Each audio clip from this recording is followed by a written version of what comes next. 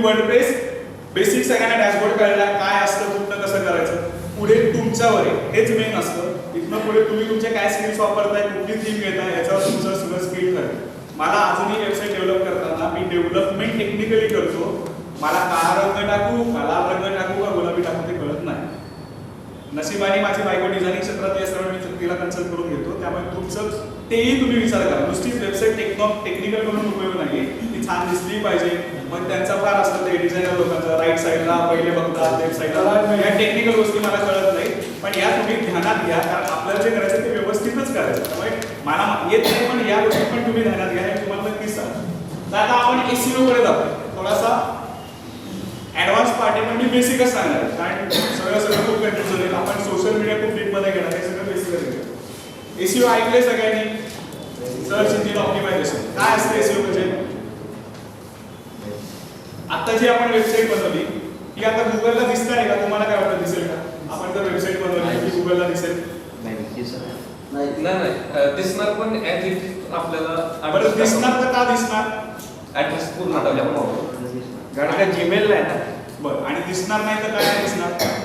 अशा लाखो वेबसाईट असतात. कसं असतं की वेबसाईट आपण डेव्हलप केली, क्रिएट केली की आपण आपल्याकडे सेव्ह ठेवू की लोकांना जेव्हा ते टाकतील www.pochlet. जे काय पुढचं होतं ते की त्यांनाच दिसणार. तुम्ही जर गुगलला टाकलं ना, गुगलला ती वेबसाईट नाही दिसणार. त्याचं कारण काय आहे? आपल्याला ही वेबसाईट गुगलला सबमिट करायची आहे. की जेव्हा आपण गुगलला सबमिट करतो तेव्हा गुगलचा जो क्रॉल म्हणतात त्याला, तो वेब क्रॉलर सगळी आपल्या वेबसाईट स्क्रोल करतो. स्क्रोल केल्यानंतर त्याच्याकडे सगळा डेटा अवेलेबल होतो आणि मग 1-2 दिवसात, हल्ली एका दिवसात दिसायला लागतं, 2 दिवसात आपण तुमची वेबसाईट जेव्हा तुम्ही ते कीवर्ड्स टाकता खाली, आता थोडंसं मी टेक्निकल भाषेत जातो, तेव्हा ती वेबसाईट तुमची गुगलला दिसायला लागते. याच्या मागे काय असतं तुम्हाला या स्लाइडमध्ये नाही, पण ॲडव्हान्स म्हणून सांगतो. गुगल सर्च कन्सोल लिहून घ्या. Google search console.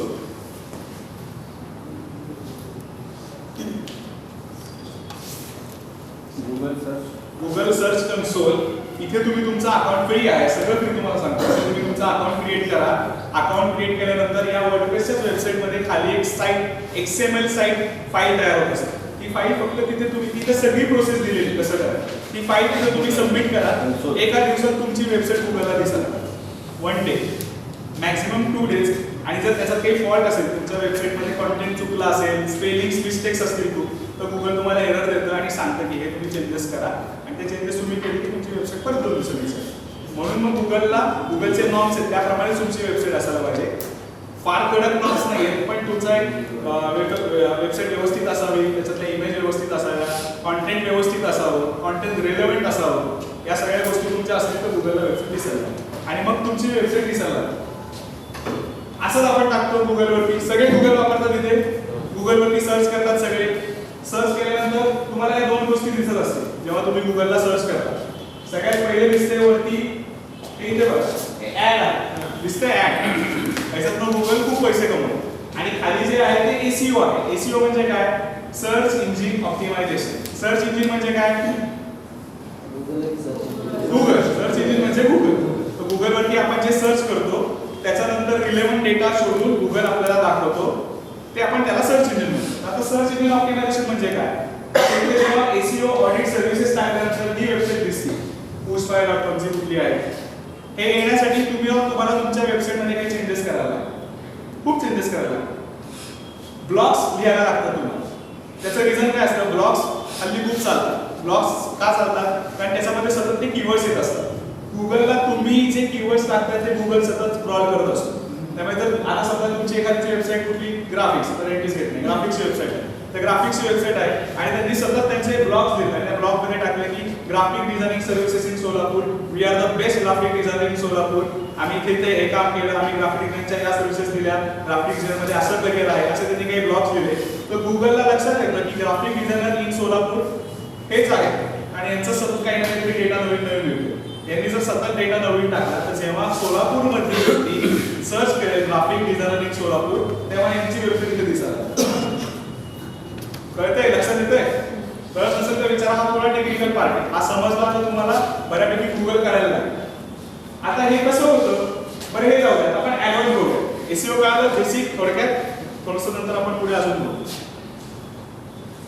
त्या ऍडवर्ड्स मध्ये काय असतं? Google AdWords. गुगल ऍडवर्ड्स माहिती आहे कोणाला? जे आता गुगल ऍड्स झाले.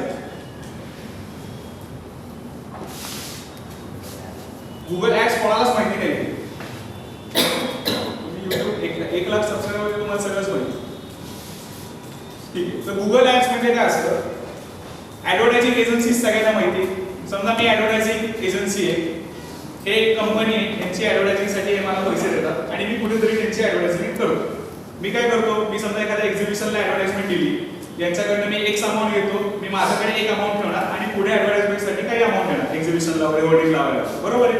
आता गुगल काय करतो तुम्हाला सांगतो. गुगल ऍड्स याच्यावरती लोक खूप पैसे कमवतात. नुसते पैसेच कमवत नाही, दोन्ही गोष्टी सांगतो मी. आमच्यासारखी लोकही पैसे कमवतात आणि जी लोकांचा बिझनेस आहे त्यांचाही लीड्स मधून खूप पैसा मिळतो. तो कसा मिळतो? तुम्हाला गुगल ऍड्स मध्ये अकाउंट काढायला लागेल. गुगल ऍड्स असं तुम्ही गुगलवर टाकलं गुगल ऍड्स की ऑटोमॅटिकली येत होते ads.google.com. त्याच्यावर तुम्हाला तुमचं अकाउंट काढायला जे फ्री आहे, सगळं फ्री आहे. इथे तुम्हाला गुगलला पैसे द्यायला लागणार तुमचं ऍडव्हर्टाइजमेंट करण्यासाठी. जर तुम्हाला तुमची ऍडव्हर्टाइजमेंट करायची असेल गुगलला, जशी ही दिसते आहे तशी तुम्हाला तुमची करायची असेल तर तुम्हाला गुगलला पैसे द्यायला लागतात. ते किती द्यायला लागतात ते डिपेंड्स अपॉन तुमचा कीवर्ड आहे. तुमचं बजेट तुम्ही ठरवून त्या बजेटप्रमाणे तुम्ही 500 रुपये, 1000 रुपये, 1 लाख रुपये तुमच्या बजेटनुसार तुम्ही ऍडव्हर्टाइज करू शकता आणि मग रिझल्ट कसा येतो त्याप्रमाणे तुमचं बजेट कमी जास्त करू शकता. आता गुगल काय करतं? मगाशी मी माय ऍक्टिव्हिटी सांगितलं होतं. हा सगळा आमचा अभ्यास आहे, हे तुम्हाला कुठेही मिळणार नाही. त्यामुळे लक्षपूर्वक ऐका. मगाशी माय ऍक्टिव्हिटी तुम्ही बघितलं होतं. मी तुम्हाला सांगितलं, तुम्ही नंतर बघा. माय ऍक्टिव्हिटी मध्ये तुमचा डेटा सेव्ह असतो. जसं आता मी सोलापूरला आलोय, मी कुठे फिरायला गेलो होतो, मी मॅकडीला गेलो होतो, मी फ्लिपकार्टवरून काय मागवलं, मोस्टली आपण जीमेलच वापरतो. त्यामुळे जीमेलमुळे गुगलला कळतं आपण काय खरेदी करतो. आता तर गुगलने आपल्या पॉकेटमध्ये हात घालायला सुरुवात केली. गुगल पे वापरताय, पैसे भरपूर मिळतात. हल्ली शेअर करून तो 100 रुपये ते 500 मिळतात. तर ते तुमची स्पेंडिंग कॅपॅसिटी बघतायत की हे किती खर्च करू शकतात, त्यांच्या अकाउंटमध्ये किती पैसे आहेत, किती ट्रान्सफर करतात. हा सगळा त्यांचा मोठा अभ्यास चालला. हे आपल्याला माहिती नाही, हे गंभीर आहे आणि आमच्यासारख्या लोकांसाठी फायद्याचं आहे, कारण डेटा मिळतो आम्हाला. त्यामुळे माझी स्पेंडिंग कॅपॅसिटी गुगलला माहिती आहे. मी काय सर्च केलं हे गुगलला माहिती. मी सतत मार्केटिंगच्याच गोष्टी बघत असल्यामुळे मला डिजिटल मार्केटिंगच्या रिलेटेडच सगळं दिसतं, कारण मी सतत तेच बघत असतो. त्यामुळे जर एखादा पुण्यामध्ये डिजिटल मार्केटिंगची ऍड करत असेल, म्हणजे गुगलला तो पैसे देत असेल की जर पुण्यामध्ये मी ज्या एरियात राहतो, माझं जे वय आहे, माझी जी पोस्ट आहे, मी फाउंडर टाकलेलं आहे, तर या लोकांना मला बरोबर वर्कशॉप वगैरे असतात, 1 डे वर्कशॉप, मॅरिट वगैरेच्या वर्कशॉपचे मला बरोबर मेल येत असतात किंवा मला त्याच ऍड दिसत असतात, कारण मी फाउंडर टाकलेले. तो कीवर्ड त्यांनी टाकलेला असतो की जे या क्षेत्रातले फाउंडर आहेत, सीईओ आहेत, ट्रेनर्स आहेत, त्यांनाच ही ऍड दिसली पाहिजे. म्हणून ती ऍड आम्हाला दिसते. का दिसते? कारण माझा माय ऍक्टिव्हिटी मध्ये सगळा डेटा सेव्ह असतो माझा, की माझी स्पेंडिंग कॅपॅसिटी काय आहे. मी मार्केटिंग सतत, माझं व्हॉट्सअपवर पण मार्केटिंग चालू असतं, फेसबुकला सतत मार्केटिंग चालू असतं, माझं मेल मार्केटिंगचे जात असतात. म्हणून मला सगळं मार्केटिंगचंच दिसतं. तसं तुम्ही जे सर्च करत असाल ना, त्याच गोष्टी तुम्हाला दिसतील, कारण त्या माय ऍक्टिव्हिटी मध्ये तुमची प्रोफाईल गुगलने तयार केलेली असते. त्याच्यामुळे काय होतं, जो ऍडव्हर्टायझर असतो त्याला बरोबर जो पाहिजे तोच माणूस मिळतो. मला जे मी सर्च करतोय तेच मला मिळतं. मधल्यामध्ये गुगल पैसे कमवतो. आता याच्यामध्ये 2 गोष्टी आहेत.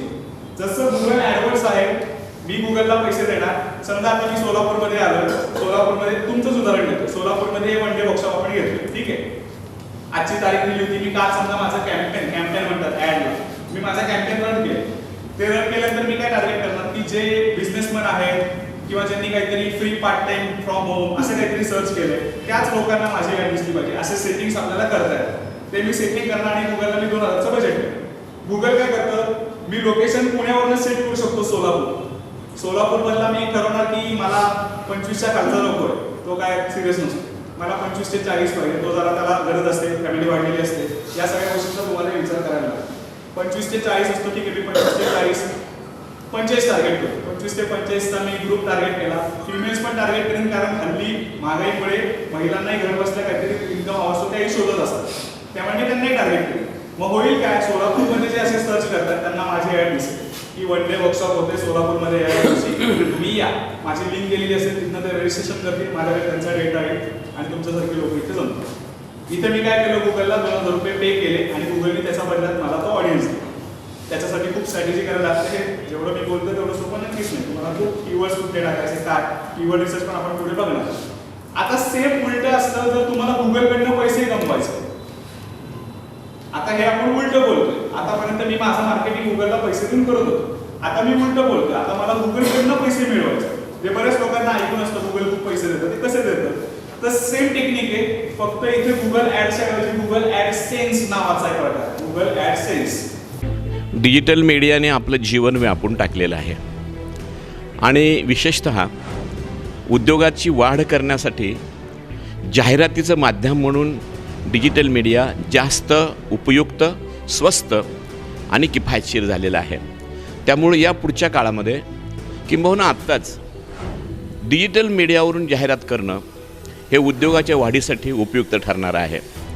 त्या दृष्टीने आपण जो आज क्लास ठेवलेला आहे, सेमिनार आहे, त्या सेमिनारमध्ये आम्हाला डिजिटल जाहिरातीच्या युगाची फार सविस्तर आणि सखोल अशी माहिती मिळालेली आहे.